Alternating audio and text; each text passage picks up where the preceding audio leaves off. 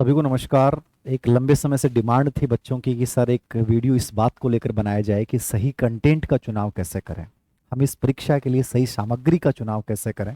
युद्ध में उतरना है तो हमारे हथियार कैसे होने चाहिए, ये बहुत ज़रूरी चीज़ है। हमने भारत पाकिस्तान युद्ध से भी यही सीखा है, ऑपरेशन सिंदूर से भी आपको यही सीखना चाहिए। यदि आपके पास संसाधन सही नहीं होंगे तो आपको पराजय देखनी पड़ेगी। सही कंटेंट एक बहुत इंपॉर्टेंट बिंदु है। पहला कदम ही यह होता है। और चूंकि आज गुरु पूर्णिमा है, महात्मा बुद्ध का जीवन एक बहुत प्रेरणादायी इसको लेकर हमें बताता है कि महात्मा बुद्ध ने स्वयं ये गलती की। जब वो ज्ञान प्राप्ति के रास्ते पे चले तो अलग अलग गुरुओं के चक्कर में पड़े, अलग अलग जगह से मार्गदर्शन लिया, सबने कहा ऐसे कर लो, वैसे कर लो, ये मत करो, वो मत करो, और एक बहुत इंपॉर्टेंट टाइम उन्होंने खो दिया। बाद में उन्हें समझ में आया कि जो सही रास्ता है वो है अप्पो दीपो भव। इस अंधकार को खत्म करने का रास्ता आपसे ही शुरू होता है और आपको ही खत्म करना है। तो ये अप्पो दीपो भव का जो कॉन्सेप्ट था महात्मा बुद्ध का, वो आज हमारे ऊपर भी उतना ही प्रासंगिक है। तो आज का ये वीडियो उन बच्चों के लिए समर्पित है जो पहली बार में सिलेक्शन लेना चाहते हैं और कोई गलती नहीं करना चाहते। एक प्रकार से प्रयास ये रहेगा कि मैं आपको गाइड कर पाऊं। जरूरी नहीं है कि ये बहुत सटीक है। ये आपके लिए कितना फायदेमंद हो सकता है ये आपकी परिस्थिति पे और आपके मनोदशा पे डिपेंड करेगा। तो सबसे इंपॉर्टेंट चीज ये है कि आप इस वीडियो को कैसे अप्लाई करते हैं।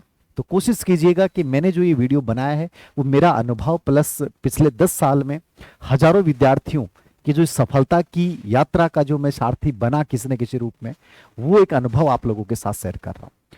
सबसे पहली चीज, सही कंटेंट कैसे चुने। तो सही कंटेंट चुनने में पहला जो कॉन्सेप्ट है वो है सर सिलेबस प्लस पीवाईक्यू। मुझे किताब चुननी है तो मैं उस किताब को कैसे करूंगा कि यूं ही मार्केट में जाऊंगा और उठा के ले आऊंगा? नहीं। किसी ने कहा कि किताब चुन लेना, नहीं। ये तरीके बहुत पुराने तरीके हैं और आपकी लाइफ प्रयोग करने के लिए नहीं है कि आप प्रयोग करते रहें और 2-3 साल निकल जाए। ये वक्त नहीं है। यूपीएससी की टॉप पर जो शक्ति दुबे है वो ये कहती हैं कि 3 साल मैंने यही गलती की कि मैं एक एक टॉपिक के लिए उनकी रेफरेंस किताब लेके आती गई। बाद में पता चला कि नहीं, मुझे तो बहुत कम कंटेंट इसके लिए पढ़ना था और इसके लिए बहुत गहराई से पढ़ना था। ये समझ 3 साल बाद क्रिएट हुई। तो जिंदगी में आपके पास इतना समय होता नहीं है कि आप 2 से 3 साल केवल प्रयोग करने में गुजारें। तो पहली गलती आप ना करें। सबसे इंपॉर्टेंट चीज है कि सिलेबस का प्रिंट आउट तो आप निकाल लेंगे। सबसे इंपॉर्टेंट चीज है सिलेबस तुम्हारे दिल और दिमाग में बस जाना चाहिए। कोई भी व्यक्ति तुम्हें पूछे कि तुम्हारा सिलेबस क्या है, सिलेबस का कौन सा टॉपिक क्या है, पूरे सिलेबस का एक्सप्लेनेशन दिमाग में होना चाहिए। सिलेबस नहीं, सिलेबस की विस्तार से व्याख्या कीजिए। और विस्तार से व्याख्या कैसे होगी? उसके 2 या 3 साल के पेपर उठाइए, उससे आपको आइडिया लगेगा कि सिलेबस ये है और इस सिलेबस के अकॉर्डिंग ये किताब बहुत बेहतरीन हो सकती है। समझ रहे हैं? तो सही कंटेंट चुनाव करने के लिए सबसे इंपॉर्टेंट है सिलेबस का पूरी व्याख्या कीजिए, ढंग से व्याख्या कीजिए। एक एक बिंदु पे चर्चा कीजिए। जैसे मैं भी एक शैक्षिक परिदृश्य किताब लिख रहा था तो मैंने मार्केट की कई किताबें देखी, उसमें नवाचार के अंतर्गत कई चीजें अनावश्यक डाल दी। योजना के अंतर्गत माध्यमिक शिक्षा बोर्ड पता नहीं क्या क्या डाल दी थी, माध्यमिक शिक्षा बोर्ड अपने सिलेबस में नहीं है।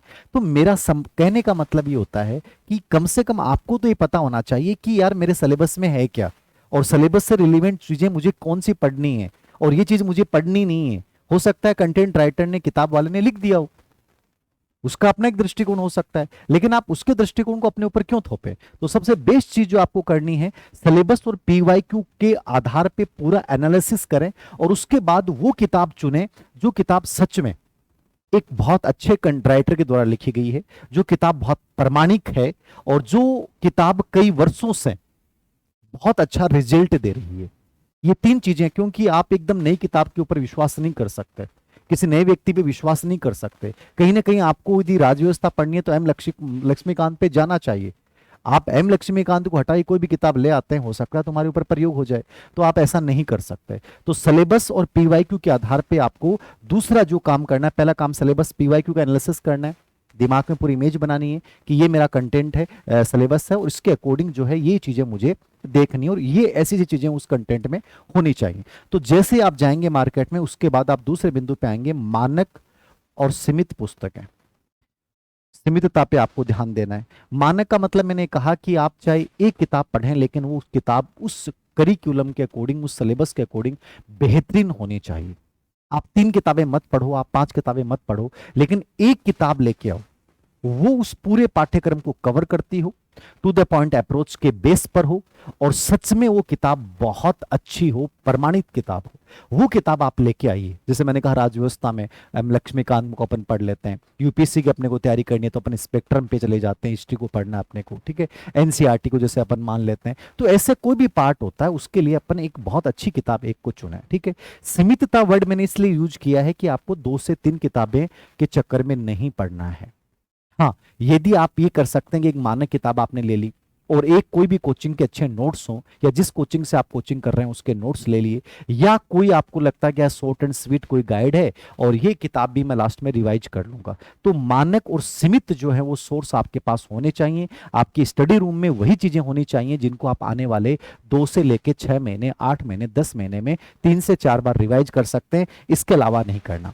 एक चीज मैं यहाँ पे और जोड़ूंगा, मान लीजिए आपके पास पहले से कंटेंट है, आपको लगता है कि सर वो किताब पहले से अच्छी पढ़ी हुई है, तो आप एक चीज कर सकते हैं, उस किताब को लेके बैठिए, सिलेबस का एनालिसिस किया आप, लास्ट कम से कम 2 साल, चाहे 10 साल पहले के पेपर का एनालिसिस मत करना, बट लास्ट 2 साल के पेपर का पूरा विश्लेषण कीजिएगा। ये सबसे इंपॉर्टेंट पार्ट होता है कि लास्ट 1 साल में कैसे प्रश्न आ रहा है, वो आपको लेटेस्ट पैटर्न बताएंगे। तो आपके पास जो कंटेंट है उसमें से आप बकवास चीजों को क्रॉस कर दें, और उसी कंटेंट में आप अच्छी चीज कोई दूसरी किताब लेके आके उसी में अच्छी चीज ऐड कर दो। ये चीज आप में योग्यता होनी चाहिए। कोई किताब परफेक्ट नहीं होती, मैं नहीं कहता कि मेरी किताब बहुत परफेक्ट है, मेरी किताबें भी कमियां हो सकती हैं। तो आपको लगता है कि यार ये चीज अनावश्यक है, तो आप हटा दीजिए। और ये कैसे पता चलेगा, 2 या 3 साल के जब पेपर निकालोगे, 5 साल के पेपर निकालोगे, आइडिया लग जाएगा कि यार ये तो प्रश्न आता ही नहीं है, तो इसको छोड़ दो ना, और ये चीज नहीं आ गई तो इसको मैं ऐड कर लू ना। समझ रहे हैं आप? तो ये चीज बहुत जरूरी है। जैसे मान लीजिए समायोजन के ऊपर पहली बार समायोजन तंत्र के प्रकार आ गए जो आज तक नहीं आए, तो ये नई चीज आ गई। कोग्निटिव जो लोड है वो नया प्रश्न आ गया, तो कोग्निटिव लोड के ऊपर 3 प्रश्न आ गए इस बार, तो कोग्निटिव लोड को कंप्लीटली आपको अपडेट करना पड़ेगा। तो जो नई किताब, मतलब एक अपडेटेड किताब आपके पास होनी चाहिए, सबसे बड़ी चीज है। तो मानक, सीमितता, और इसमें स्पेशली जो वर्ड मैंने यूज किया है, अपडेट रखें अपने आप को, ये बहुत जरूरी है। और जो भी किताब लाओ वो लेटेस्ट वर्जन होनी चाहिए। ऐसे नहीं कि आप 2 साल पहले का एडिशन लेके बैठे, क्योंकि चीजें बदलती हैं, नई चीजें आती हैं, तो आप 2 साल के एडिशन के आधार पे प्रयोग नहीं कर सकते। मैंने कहा आपके पास सिर्फ ये कोशिश करो कि मेरे पास 1 साल है, मुझे इस साल में बहुत बेहतरीन देना है, और ये इसमें जो मैं कर सकता हूं वो सब कुछ करूंगा। तो फिर आप कंटेंट जो है वो लेटेस्ट चुनिए, अपडेट चुनिए। तो ये अपडेट होना चाहिए, और उसके लिए मैंने कहा कि लेटेस्ट 1 साल के पेपर्स का जो चीजें नई आई हैं वो उसमें शामिल होनी चाहिए, बहुत जरूरी है, ठीक है।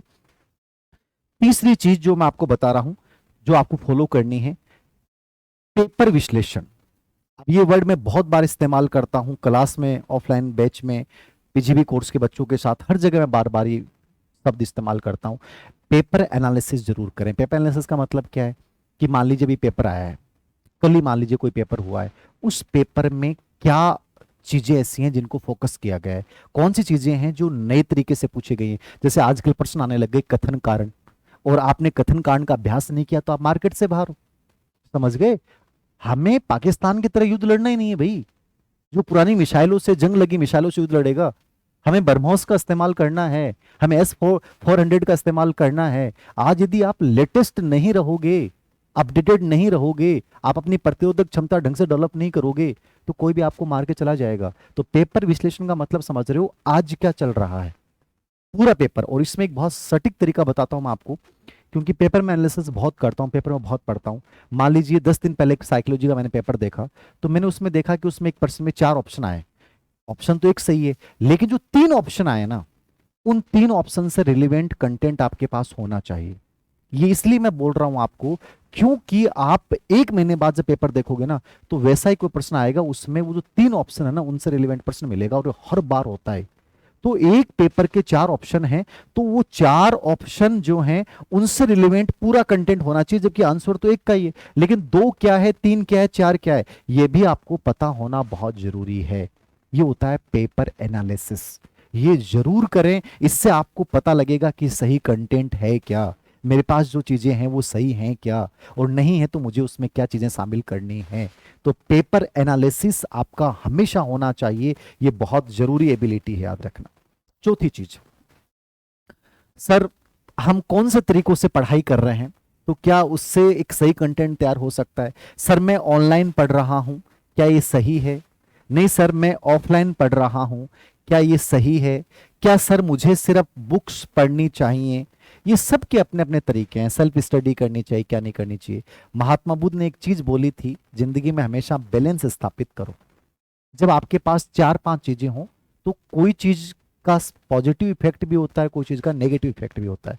अब जैसे ऑनलाइन है, ऑनलाइन का पॉजिटिव इफेक्ट है कि आप किसी भी बेस्ट टीचर से घर बैठे शिक्षा प्राप्त कर सकते हो, केवल उसी कंटेंट को देख सकते हो। ऑफलाइन में हो सकता है कि आपको सजीवता महसूस होती है, लंबे टाइम तक याद रहता है, लेकिन ऑफलाइन में दो टीचर अच्छे हैं लेकिन दो खराब है, तो आप वो खराब को अपने ऊपर थोड़ी प्रयोग करने दोगे। जिसने अच्छे से नहीं पढ़ाया क्या उस पर आप विश्वास रखोगे, नहीं।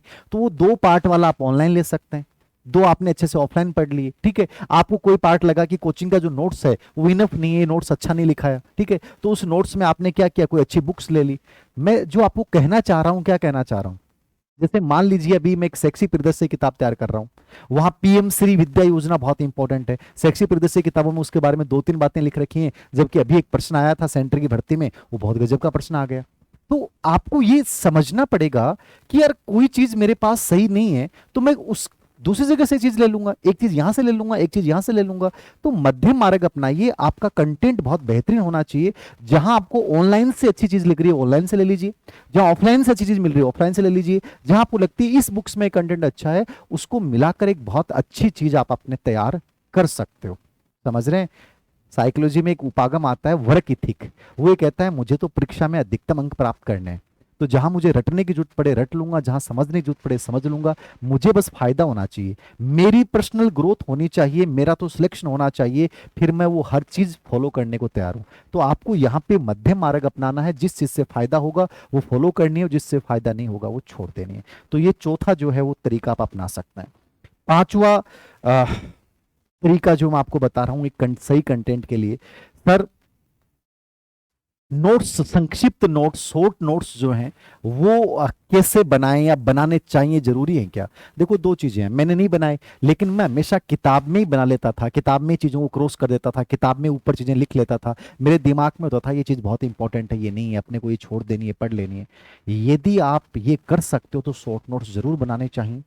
आपके पास हर एक टॉपिक का सिर्फ एक पेज होना चाहिए, एक टॉपिक का सिर्फ एक पेज रखो अपने पास, इससे बढ़िया कोई चीज नहीं हो सकती। उस टॉपिक को कोड वर्ड के रूप में, डायग्राम्स के रूप में, एक पेज के रूप में तैयार करो, यही शॉर्ट नोट्स बनाने की सबसे बड़ी कला है। और इसका फायदा ये होगा कि लास्ट टाइम में तुम मुश्किल से तुम्हारे पास 100 पेज होंगे, तुम्हारे पास 700 पेज नहीं होंगे, तुम 100 पेज को 5 बार रिवीजन कर लोगे, 6 बार रिवीजन कर लोगे, कॉन्फिडेंस अलग लेवल का होगा। तो कोशिश करेंगे शॉर्ट नोट्स मेरे अकॉर्डिंग 100% तैयार करने चाहिए।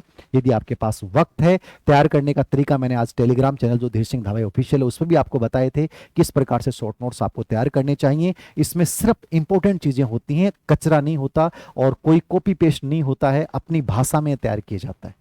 तो शॉर्ट नोट्स करने चाहिए, ये रिवीजन के लिए बहुत इंपॉर्टेंट है, ठीक है। और वीक में ये तय रखो कि 7 दिन होते हैं, ठीक है, 7 दिन में एक दिन मुझे जो चीज मैंने 6 दिन पढ़ी है उसका मुझे रिवीजन करना है। रिवीजन को अपना हिस्सा बनाओ स्टडी का, यदि आपको बहुत बेहतरीन परफॉर्मेंस देनी। 6 नंबर पे कि सर अभ्यास के लिए बेहतर माध्यम क्या हो सकता है, प्रैक्टिस के लिए बेहतर माध्यम क्या हो सकता है। देखो प्रैक्टिस के लिए 2-3 चीजें हैं। आपने सही कंटेंट चुनाव कर लिया, शॉर्ट नोट्स आपने बना लिया, आपके पास किताबें जो भी मैटर था वो आपके पास सही था। अब आपको ये देखना है कि अभ्यास एक प्रकार से आपको ये भी बताएगा कि सबसे इंपॉर्टेंट चीज क्या है और क्या नहीं है। मैं यहाँ पे एक बहुत इंपॉर्टेंट बिंदु की चर्चा कर रहा हूँ, इस अभ्यास वाले बिंदु, प्रैक्टिस बिंदु में। मैं जब कोई भी एग्जाम की मैंने तैयारी की तो मुझे पूरे सिलेबस का एनालिसिस करने के बाद, उसके पीवाई को एनालिसिस करने के बाद, मैं हमेशा 2 पार्ट में पूरी कंटेंट को डिवाइड करता था, एक उच्च प्राथमिकता वाला और एक निम्न प्राथमिकता वाला, ठीक है। उच्च प्राथमिकता मतलब वो टॉपिक जहां से प्रश्न 100% आते हैं, उनको छोड़ दिया तो अपन सिलेक्शन से बाहर है। निम्न प्राथमिकता आ भी जाता है और इतना इंपॉर्टेंट नहीं है, केवल पीवाईक्यू पढ़ के भी काम निकाला जा सकता है। उच्च प्राथमिकता को मैंने जिंदगी में हमेशा 80% टाइम दिया मेरे अभ्यास का, और निम्न प्राथमिकता को मैंने कितना दिया, 20%। बहुत गजब का फायदा हुआ मुझे हमेशा इससे।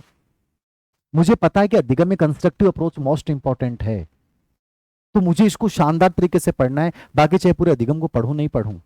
शिक्षा मनोविज्ञान के अवयव, शिक्षा मनोविज्ञान की उपयोगिता, शिक्षा मनोविज्ञान की प्रकृति मोस्ट इंपॉर्टेंट है, तो बाकी नहीं पढ़ूं, लेकिन इस तीन को शानदार तरीके से पढ़ूंगा। जिस बिंदु से लगातार जहां से प्रश्न आना है, मुझे पता है कि मैं आरटी 2009 को पढ़ के जाऊंगा, क्योंकि 2 या 3% मिनिमम आएंगे, तो आरटी 2009 को इस तरीके से तैयार कर जाओ कि उसके जितने भी लेटेस्ट संशोधन है वो भी तुम्हारी अंगुली पे याद होने चाहिए।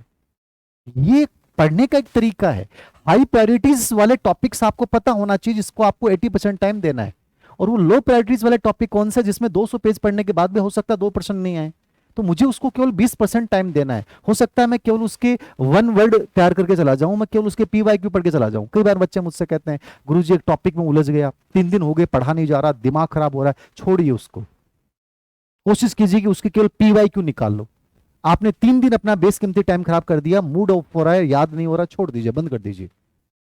ये तरीके आपको फॉलो करने पड़ेंगे।